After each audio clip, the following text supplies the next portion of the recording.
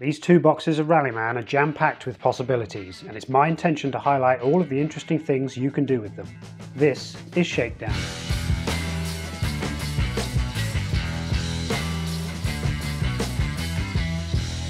In today's Shakedown, we're going to have a look at the balance of performance dashboards and then ignore them completely for some one-lap magic.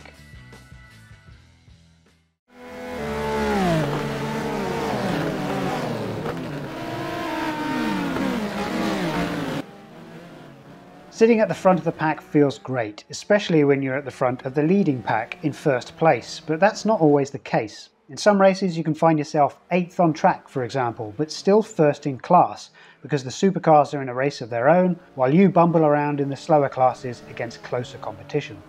It's not impossible to recreate multi-class races in Rallyman, but it is suggested that when you're in a range of car classes, you use the B.O.P dashboards to smooth out the differences in the dice pools for a more balanced game, hence balance of performance dashboards. Let's have a look and see what they are and why you might not want to use them.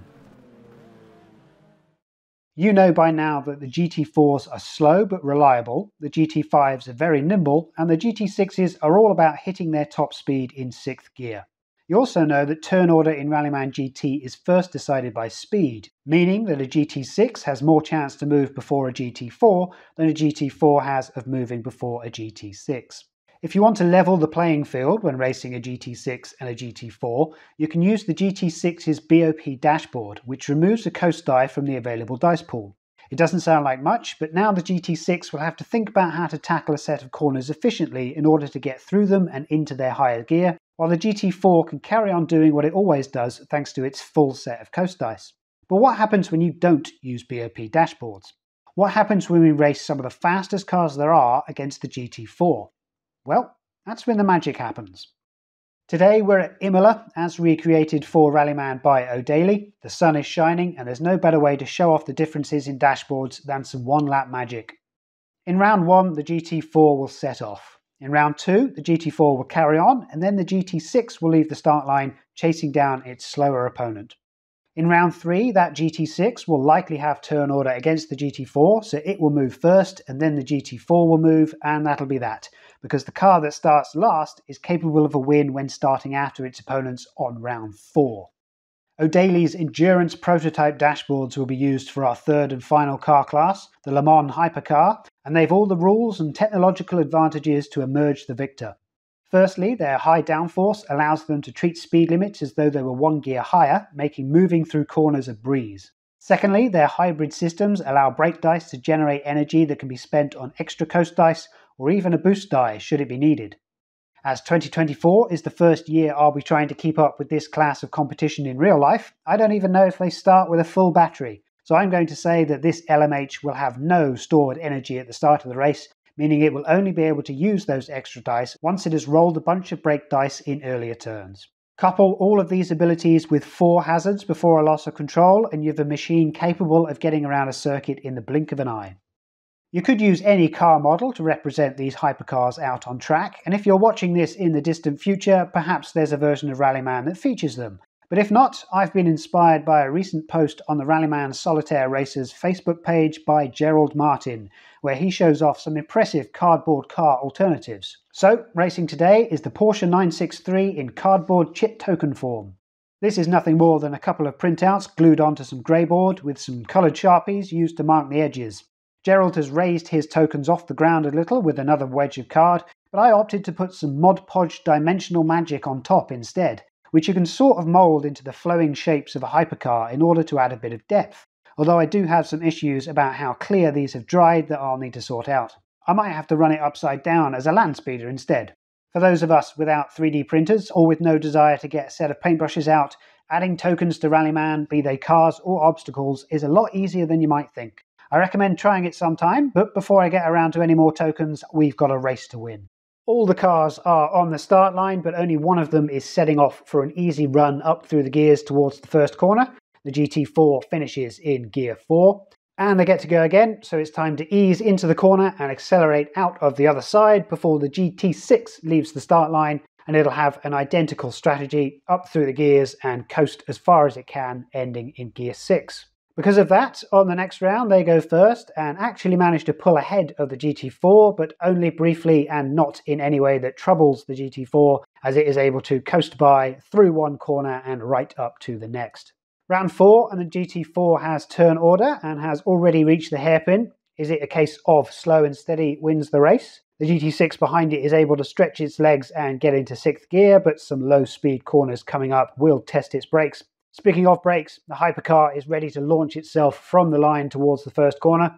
The more it uses its brakes, the more energy it generates to use more coast dice. So while it doesn't generate anything this turn, it's heading into the first corner in gear 6 and will definitely be generating some energy on the next. Round 5, the GT6 gets closer to the GT4 ahead of it, but it's not as nimble as it would like and can only travel a few spaces before needing to come to a stop. It does maintain 6th gear though, which is something the Hypercar is more than capable of, but has elected to hold back a little, ending before the corner in 5th gear with the use of an E-coast.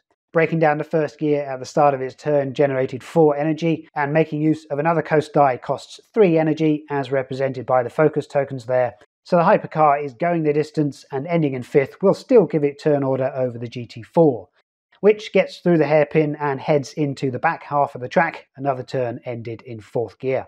Next round, the GT6 has turn order, and while there was probably a route through the hairpin, clearly this driver would rather end in 6th than in 1st or 2nd, so another few spaces of progress it is. And that means the Hypercar can start to reel the GT6 in. On this turn, it makes use of another load of brake dice and is also able to go through a gear 4 speed limit in 5th gear thanks to its high downforce. So it can finish with another E-coast in 6th gear.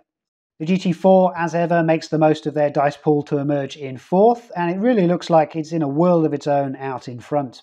Hoping to change that is the GT6, starting the next round, getting through the hairpin and going as fast and as far as they can until they are forced to end their turn in the middle of the track before a slow corner. Behind them, the Hypercar smells blood and is able to ease through the hairpin, accelerate out the other side, and then come to take turn order from the GT6 by parking on the inside space. The GT6 couldn't stop here unless they wanted to lose control by not having enough brake dice to get down to 1st gear thanks to the sharp corner speed limit, but to the Hypercar and its 4 brakes that is no problem at all. To both of the fast cars, however, the GT4 is out of sight around the slow corner and up the hill towards the last few corners of the circuit. It's another turn that ends in 4th gear, and as we go into the next round, it's another turn where the Hypercar shows off through the speed limits thanks to its high downforce and as much distance as it can get thanks to another E-coast die. One more gear 6 finish for the LMH. Can the GT6 manage it? Not quite. It's going to need to respect the speed limits and finishes in 5th gear, a few spaces behind the Hypercar. It looks like the Hypercar probably should have set off on round 3 as the GT4 makes it to the final couple of corners, again in 4th. We'd expect nothing less. So let's see how much it can catch up on this next round. Another heavy braking to generate energy, another use of high downforce through the corner, and this time 2 E-coast dice to eke out the distance. It is within a couple of spaces of the GT4 now. A feat that the GT6 doesn't look like matching, but to give it credit, it is only one corner behind the frontrunners, coming to a stop in 6th. As the GT4 rounds the final 2 corners without issue and is on the home straight, it has the finish line in sight, but what it doesn't have is turn order.